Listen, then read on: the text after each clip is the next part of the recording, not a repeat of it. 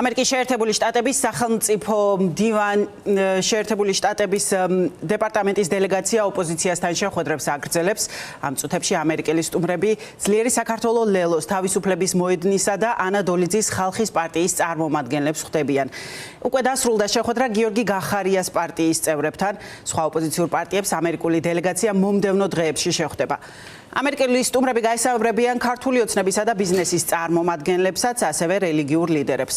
დელეგაციის შემადგენლობაში არიან სახელმწიფო მდივნის ოფისის წარმომადგენელი სპეციალური თანაშემწე ჩარლზ იოკი და შეერთებული შტატების სახელმწიფო დეპარტამენტის ევროპისა და აზიის საქმეთა ბიუროს წარმომადგენელი პიტერ ანდრეული, რომელიც 2 თვის წინაც იყო საქართველოში ჩამოსული, მაშინ განხილვის საკითხები იყო ანაკლია. ამერიკული ინვესტიციები ფონდში ანდრეული ეწვია ასევე საოკუპაციო ხაზსაც. რა მოლოდინი აქვს ოპოზიციას? ნატალი ჯახუტაშვილი გვეტყვის. ნატალი, რა საკითხებს აყენებენ ოპოზიციის წარმომადგენლები ამ შეხვედრაზე? ამ წუთებში სახელმწიფო დეპარტამენტის წარმომადგენლები ხვდებიან ოპოზიციური პარტიების ნაწილს. ახლა თბილისი მერიოჩი არიან პარტიის ხალხისთვის ლელოსა და თავისუფლების მოედნის ლიდერები. დაახლოებით 1 საათია უკვე რაც გრძელდება ეს შეხვედრა დახურულ კარს მიღმა. სავარაუდოდ სულ ცოტა ხანში უკვე დასრულდება მოლაპარაკებები და ჩვენ უფრო მეტი ინფორმაცია გვექნება ამ შეხვედრასთან დაკავშირებით. მანამდე კი ამერიკული დელეგაცია იმყოფებოდა მთავრობის ადმინისტრაციაში. აუდიენცია შედგა ირაკლი კობახიძესა და სახელმწიფო დეპარტამენტის მაღალჩინოსნებს შორის და ამ შეხვედრის შესახებ განცხადება გაავრცელა თავად ოცნების მთავრობამ თანდართული ფოტოთი, საიდანაც ვიგებთ, რომ მართველი პარტიიდან ამ შეხვედრას ესწრებოდნენ მაკა ბოჭორიშვილი, ირაკლი კობახიძე და ლევან ჟორჟოლიანი. განცხადებაში კი ნათქვამი არის, რომ ამ შეხვედრაზე ყურადღება გამახვილდა ორ ქვეყანას შორის ურთიერთობების გადატვირთვაზე და კონკრეტულ გზამკვლევზე დაფუძნებული პარტნიორობის მნიშვნელობაზე. ასევე ამ განცხადებაში აღნიშნულია ისიც, რომ ოცნების ხელისუფლებამ მზადყოფნას გამოთქვამს, რომ ახალი ფურცლიდან დაიწყოს ურთიერთობა ამერიკის შეერთებულ შტატებთან, თუმცა რის სანაცვლოდ არ ვიცით, არ ვიცით რა კონკრეტული ნაბიჯების გადადგმისთვის არის მზად ქართული ოცნება იმისათვის, რომ აღდგეს სტრატეგიული პარტნიორობა შეერთებულ შტატებსა და საქართველოს შორის. თქვენ შეგიძლიათ ახლა მოისმინოთ თუ რა წერია ამ განცხადებაში. შეხვედრაზე ყურადღება გამახვილდა საქართველოსა და ამერიკის შეერთებული შტატების ურთიერთობების გადატვირთვისა და კონკრეტულ გზამკვლევზე დაფუძნებული სტრატეგიული პარტნიორობის მნიშვნელობაზე. მთავრობის მეთაურმა კიდევ ერთხელ დაადასტურა საქართველოს მთავრობის მზადყოფნა ურთიერთპატივისცემაზე დაფუძნებული ორმხრივი ურთიერთობების სუფთა ფურცლიდან განახლებისთვის.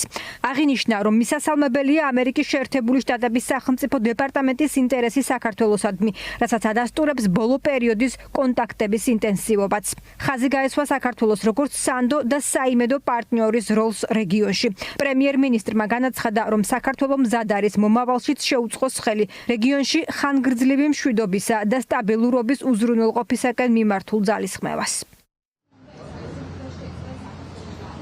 თბილისში ოფიციალური ვიზიტი ჩამოსულ სტუმრებს ასევე სულ ცოტა ხნის წინ პარლამენტში შეხვდნენ გახარიას პარტიის წარმომადგენლები და ამ შეხვედრის დასრულების შემდეგ მათ ღიად განაცხადეს, რომ ტყუილია თითქოს ამერიკის შეერთებული შტატები დღეს აწარმოებს ტრანზაქციულ პოლიტიკას და თითქოს აქვს მხოლოდ ეკონომიკური ინტერესები გარკვეულ სახელმწიფოებში. პირიქით მათი განცხადებით სრულიად გამორიცხულია, რომ ქართულ ოცნებასთან ურთიერთობები აღდგეს იმ შემთხვევაში, თუ არ შეწყვეტს ანტიდასავლურ და ანტიდემოკრატიულ პოლიტიკას ბიძინა ივანიშვილის გუნდი. სხვადასხვა საკითხს შეეხნენ ისინი დახურულ კარს მიღმა. დეტალებზე რა თქმა უნდა არ უსაუბრიათ და ასევე არც უთქვამთ ოპოზიციონერებს კონკრეტულად რა გზავნილები და რა კითხვები ჰქონდათ სახელმწიფო დეპარტამენტის მაღალჩინოსნებს პოლიტიკოსებთან.